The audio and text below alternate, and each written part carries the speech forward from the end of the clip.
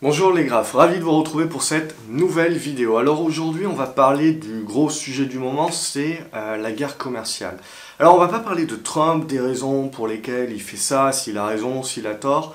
On s'en fout de ça, il peut jouer la montre ou il peut avoir d'autres raisons. Bref, bien entendu qu'il joue sa réélection, mais on va pas... Voilà, il ne faut pas triturer le pourquoi du comment. Là, vous avez suffisamment d'articles. Pour moi, il y a énormément de bruit de marché autour de tout ça. Et bien évidemment, ça pollue d'une part la tendance et ça pollue tout dans votre tête. Donc ça pollue vos plans, ça pollue votre respect des plans. Et ça, c'est très dommageable. Donc ce qu'il faut, c'est prendre les choses avec du recul. C'est-à-dire que Trump est ingérable, mais en même temps, on le laisse faire. Donc on a envie qu'il soit ingérable. Mais derrière... Est-ce que réellement il a raison ou tort? On s'en fout. On s'en fout complètement. La réalité, c'est qu'aujourd'hui, qu'est-ce qui se passe? C'est que la bête humaine, c'est la confiance. Et qu'un marché fonctionne à la confiance. Vous avez beau avoir des mauvais résultats, si le marché a confiance en l'avenir, il continuera d'acheter. Vous avez des mauvais résultats, le marché n'a plus confiance, il vendra. Vous avez des bons résultats, mais le marché n'a pas confiance dans le futur, il vendra également. Donc là, la guerre commerciale, on en a fait un sujet central. Et si Trump tire un petit peu partout, c'est bien parce qu'il veut en faire un sujet central. C'est pas important l'impact, les chiffres, les pourcentages. Ça, il faut vraiment en sortir. Et derrière, se dire, ok, l'impact, il est peut-être pas si important que ça, ou peut-être plus, etc. Ou c'est ingérable, dès qu'il tweet, je sais pas quoi faire. Du coup, j'ai des gaps de partout. Il faut que je vende, que j'achète. Quel est votre horizon de placement? Quel est votre plan? Suivez votre plan, aussi simple que ça, peu importe ce qu'il se passe. Donc derrière l'idée de la guerre commerciale, c'est que, qu'est-ce qu'on doit comprendre? On doit comprendre qu'aujourd'hui, malgré, pour moi, en tout cas, selon mon avis, on va dire, des problématiques qui sont bien plus importantes à suivre que la guerre commerciale, eh ben, tout le monde est focalisé sur la guerre commerciale. Tous les politiques, tous les gérants, tous les investisseurs, on en a fait le centre du monde. Donc tout le monde est focalisé là-dessus. Et du coup, quand tout le monde est focalisé là-dessus, qu'est-ce qu'on fait? Eh bien, on travaille la peur. Et comment on travaille la peur? Eh bien, on travaille la peur en justement créant le chaos. Et on crée le chaos en créant tout simplement l'imprévisibilité.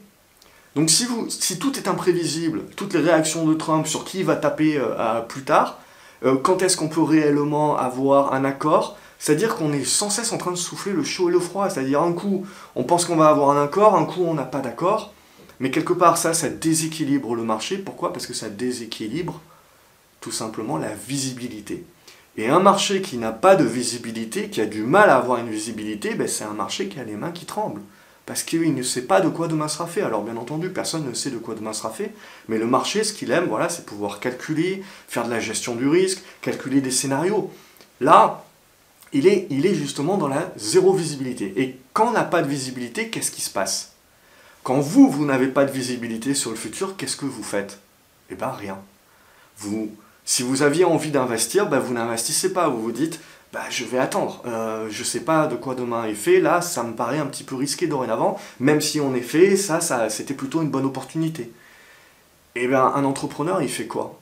Il fait exactement la même chose. Il attend. Un consommateur, il se dit quoi? Bah lui aussi, il se dit oulala, faut peut-être que je commence à épargner, à mettre de côté, parce que là, cette fois-ci, on va vraiment se prendre une grosse crise. Je veux dire, depuis le temps que le mec il le répète, là, cette fois-ci, c'est vraiment le bon moment. Bon, on se l'est dit il y a 1 an, on se l'est dit il y a 2 ans, on se l'est dit il y a 3 ans, mais c'est pas grave, c'est toujours le même schmilblick. Donc du coup, qu'est-ce qui se passe dans tout ça? Eh bien, le manque de visibilité crée une perte de confiance, et cette perte de confiance, elle crée quoi? Elle crée justement le statu quo. Et ce statu quo, il crée quoi? Quelque part une prophétie autoréalisatrice, c'est-à-dire qu'on va moins investir. Donc du coup, si on investit moins, bien évidemment, on va impacter la croissance et on va moins consommer. Donc si on consomme moins, si une entreprise elle se dit là je vais acheter moins parce que je sais pas de quoi demain est fait. Je suis en Chine aujourd'hui, j'ai Trump qui me tape dessus, si ça se trouve demain c'est mes produits qui vont être impactés.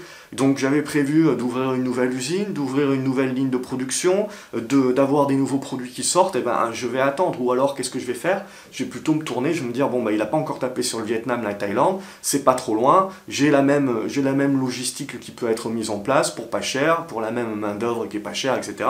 Et ben, plutôt que d'investir dans une nouvelle usine en Chine, par exemple, et ben, je vais commencer à m'intéresser au Vietnam et à la Thaïlande. Mais avant que je puisse faire cet investissement, par exemple, j'avais peut-être prévu de faire un investissement en Chine, ben là, il va falloir à nouveau que j'analyse un petit peu tout le potentiel que je peux avoir Vietnam, Thaïlande et compagnie. Et donc ça, évidemment, ben, ça va reculer mon investissement.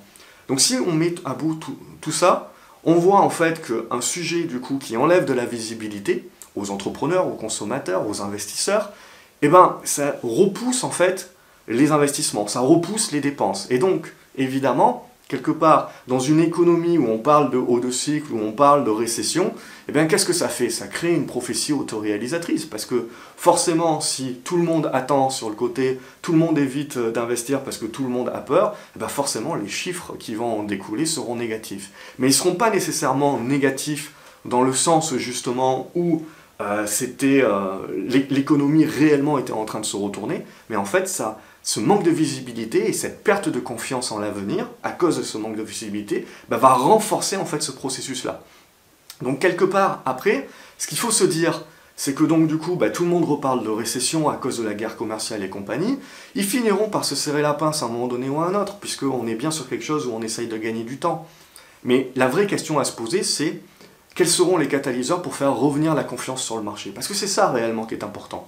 Et après, quand on va parler de récession, est-ce que cette récession a les moyens d'être une récession lourde, c'est-à-dire de se transformer en dépression, de se transformer en crise, de se transformer justement en une crise systémique? Est-ce qu'aujourd'hui, on a, comme on avait en 2007 ou 2008, justement les bases pour transformer n'importe quelle récession en une crise systémique? Et donc une crise systémique qui va donc, un petit peu comme un effet domino, toucher derrière tous les pans de la société, l'économie, la finance et compagnie, et le social derrière. Donc c'est ça la question réellement à se poser aujourd'hui. Est-ce qu'on est dans ces mêmes conditions-là? Parce que il y a un autre scénario et une autre façon de voir les choses, c'est de se dire, si en effet aujourd'hui, on a, à cause de la guerre commerciale, un recul des investissements, plusieurs opérateurs économiques justement qui attendent un petit peu sur le côté en attendant de voir venir, ce qui est tout à fait légitime, et bien en effet, ça peut motiver non pas une récession, mais justement une baisse de l'activité économique. Donc en fait une moindre croissance. Donc c'est là aussi où il faut faire attention, on peut jouer pas mal sur les mots, mais là on parle essentiellement donc d'une moindre croissance. Et du coup ça voudrait dire que si la guerre commerciale est le sujet numéro 1, c'est-à-dire que la résolution de la guerre commerciale, ça ne sera jamais réellement résolu, bien entendu. On peut derrière, en coulisses, on va continuer à se taper dessus, puisque les enjeux vont bien au-delà, évidemment, de juste cette petite bataille tarifaire. Il y a bien autre chose, les enjeux. Alors bien évidemment, comme la guerre commerciale est le sujet numéro 1, c'est clair et net que dès qu'on va se serrer la pince et compagnie, ça va faire revenir de la confiance. Mais c'est ça la vraie question. Est-ce que ça sera suffisant pour faire revenir la confiance? Parce que si on ébranle trop la confiance, ça ne sera pas suffisant. Et donc, sans confiance, c'est clair et net qu'en effet, on aura toutes les raisons de rester pessimiste sur le marché, et probablement parce que les opérateurs resteront pessimistes, les résultats économiques resteront pessimistes. Et donc, c'est un petit peu le serpent qui se mord la queue, c'est-à-dire qu'on est dans ce cercle vicieux. Par contre, ce qu'il faut bien se dire, c'est que cette guerre commerciale, bien entendu, c'est normal, ça continuera, mais en coulisses, parce qu'on a des enjeux qui sont bien au-delà de juste quelques pourcentages douaniers, on a des enjeux qui sont avant tout sur les puissances économiques mondiales. Donc bien entendu, je veux dire que de toute façon la Chine ne fait que appliquer ce que les États-Unis ont appliqué déjà eux sur les 100 dernières années.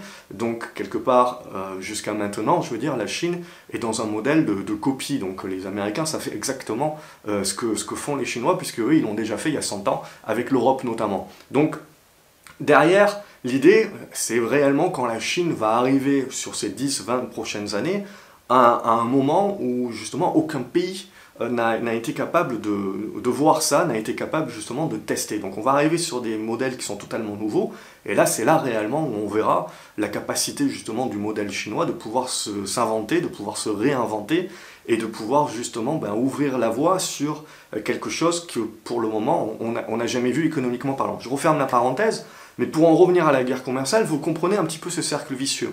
Moi, en tant qu'investisseur, clairement, ce qui est important pour moi sur le marché, c'est la confiance. Donc, c'est-à-dire, quelque part, je me fais pas de soucis dans le sens de dire la macro se dégrade, la micro se dégrade, on va vers la récession, quelle profondeur aura la récession, je veux dire, je vais pas chercher à deviner ça.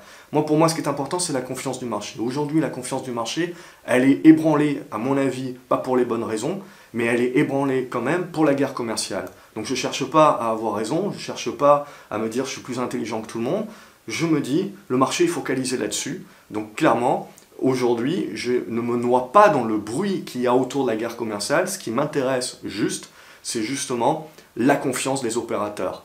Et aujourd'hui, cette confiance-là, le seul moyen qu'elle aurait de revenir, donc, ça serait que la guerre commerciale s'achève. Bien entendu que pour moi, même si on se serre la main et qu'on achève la guerre commerciale, ça sera une fin de guerre commerciale qui sera de pacotille, dans le sens où ça sera juste pour le paraître, parce que derrière, évidemment, ça continuera, mais potentiellement, ça suffira à faire revenir de la confiance sur le marché, et donc, les opérateurs qui reprennent confiance se remettent à investir, et bien évidemment, on retombe dans un cercle vertueux.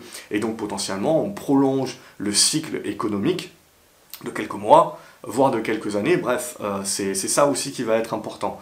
Mais donc du coup, voilà, il y a beaucoup de bruit de marché, c'est-à-dire qu'aujourd'hui on peut voir tous les scénarios, on peut décider de le voir le verre à moitié plein ou le verre à moitié vide, hein, comme toujours. Mais ce qui est pour moi important, voilà, c'est de bien comprendre finalement que l'on perd énormément de temps à se faire noyer par le bruit de marché, à savoir les tarifs, ça vaut tant, quels sont les impacts, le truc, le machin. Non, le marché est en train de perdre confiance parce qu'il n'a pas de visibilité. Tant qu'on ne retrouve pas une visibilité, d'une façon ou d'une autre, eh ben, la confiance ne sera pas là. Et donc, tant que la confiance n'est pas là, les rebonds de marché que vous pouvez avoir seront de simples rebonds techniques. Et donc, il faut plutôt être dans une mentalité de prendre ce qu'il y a à prendre et de rester un petit peu aussi, de faire attention. Et quelque part, de faire le jeu aussi de la peur, c'est-à-dire que vous-même, en restant sur les côtés, en n'investissant pas, et ben, quelque part, si tous les opérateurs font ça, et ben, évidemment, ça ne va pas faire revenir le volume. Donc ça ne va pas faire revenir la confiance. Tout le monde, au contraire, va dire, il n'y a pas de volume, il n'y a pas de confiance, donc forcément, c'est des rebonds techniques qui ne vont pas durer. Donc vous voyez, tout ça, c'est le cercle vicieux, la façon dont on peut en fait créer une prophétie autoréalisatrice et créer finalement quelque part une baisse de l'activité économique et une récession sur justement cette perte de confiance.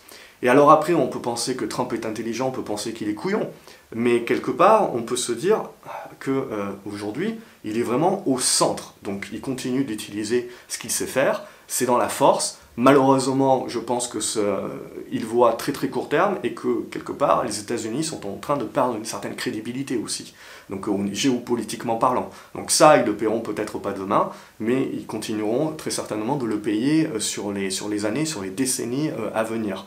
Donc derrière, pour moi, voilà, en tant qu'investisseur, vous devez éviter de vous faire noyer par ce bruit, par tous les articles que vous lisez, c'est parce que ça va renforcer vos biais. Ça va renforcer vos biais psychologiques. Le but, là, c'est pas de penser que c'est la fin du monde, c'est pas de penser que on est dans le meilleur des mondes possible, hein, comme Pangloss. C'est tout simplement d'être neutre et de patienter et d'être réaliste dans le sens où, voilà, le marché a perdu confiance.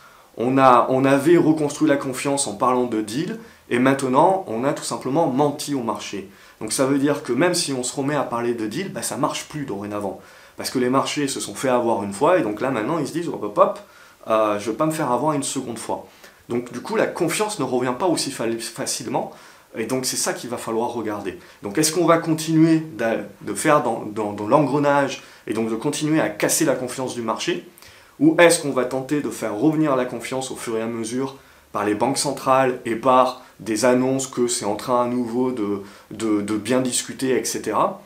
Et ce qui va réellement être important pour les investisseurs que nous sommes, c'est de regarder justement comment le marché va interpréter ces points. Il y a fort à parier que la confiance reviendra pour des rebonds techniques, etc., des rebonds plus ou moins durables sur quelques jours, quelques semaines, mais il y a fort à parier que maintenant que le marché s'est fait justement un petit peu cuire sur le mois de mai, qui va avoir beaucoup plus de mal et qui va prendre beaucoup plus de temps à reconstruire sa confiance. Et donc c'est ça qu'il faut regarder sur ces prochaines semaines, ces prochains mois, c'est justement la capacité du marché à reconstruire sa confiance. Et au contraire, si on voit qu'il ne nous envoie pas des signaux de confiance, c'est derrière à valider la prophétie autoréalisatrice et finalement le fait qu'en dégradant la visibilité, dégradant la confiance, on a finalement mis le pied sur l'accélérateur de justement cette dégradation économique. Et donc quelque part, là aussi, on va reparler de récession. Mais derrière, on devra reparler qu'il y ait récession ou pas récession, on s'en moque. Ce qui est pour moi le plus important, c'est si on a une récession, est-ce que cette récession sera puissante ou pas? Parce qu'on peut très bien avoir des récessions courtes, hein. Je veux dire, c'est pas forcément quand on a une crise, quand on a une récession, c'est pas forcément 2008, 2001 auquel il faut penser, hein. Vous pouvez penser également à tout ce qui s'est passé dans les années 60, 70, 80, où à chaque fois vous avez eu des récessions, des corrections de marché qui ont été assez courtes dans le temps, et finalement des récessions qui ont été courtes également. Donc voilà, il faut éviter aussi de se biaiser psychologiquement en pensant que les dernières crises sont... finalement, la prochaine crise sera la même crise que 2008, mais en pire. Ça sera très certainement très différent, et le déclencheur sera très certainement très différent également. Voilà un petit peu ce que je voulais vous dire sur cette vidéo. Donc de vraiment faire la part des choses, de prendre du recul, d'éviter de lire tout et n'importe quoi, surtout. Voilà, et tout simplement d'analyser la confiance du marché, parce qu'à la fin de la journée, hein, que les résultats soient bons, qu'ils soient mauvais, c'est ça qui est réellement important, c'est la confiance du marché. Voilà, j'espère que vous avez aimé cette vidéo, n'hésitez pas à me dire ce que vous pensez de Trump, est-ce qu'il fait, c'est bien, c'est pas bien, de sa géopolitique également, de cette guerre commerciale, qu'est-ce que vous en pensez, quels sont les scénarios, vous aussi que vous privilégiez, ça permettra à cette vidéo également d'être plus exhaustive, et un petit peu, voilà, d'être un petit peu plus structuré, pour éviter de noyer. Et surtout, une fois que vous avez lu ça, vous fermez tout, vous regardez vos plans et vous suivez vos plans. C'est ça le plus important, votre horizon de placement. Si vous êtes long terme, on est dans du bruit court terme, vous ne devez pas vous faire noyer par ça, ça ne doit pas vous impacter, vous suivez vos plans de long terme. Voilà. Excellente journée à vous les graphes, n'oubliez pas de vous abonner et je vous dis à la prochaine vidéo. Salut!